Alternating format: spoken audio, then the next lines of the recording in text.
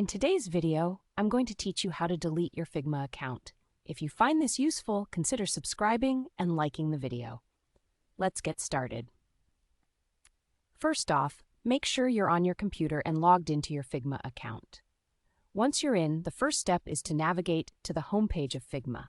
You can do this by clicking on the Figma icon or the link that says Home to take you back to your projects. This is where all your files and projects are organized and stored.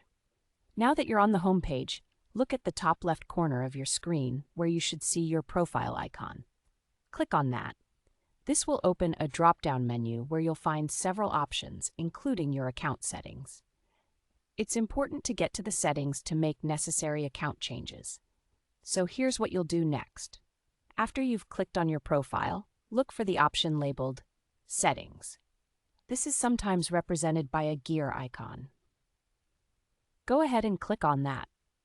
It'll bring you to a new screen where you can manage various aspects of your account. Once you're in the settings, you might need to scroll down a bit. Keep an eye out for a section that specifies Delete Account.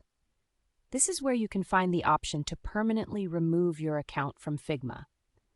It can be towards the bottom of the page, so take your time scrolling if needed. When you find the Delete Account option, click on it. At this point, the platform will prompt you to confirm your decision.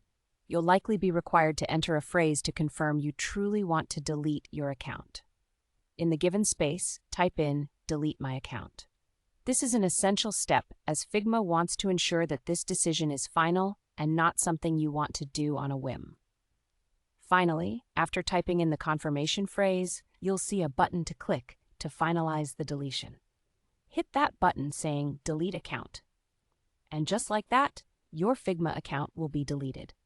Remember, once you delete your account, all your files and projects will also be permanently gone.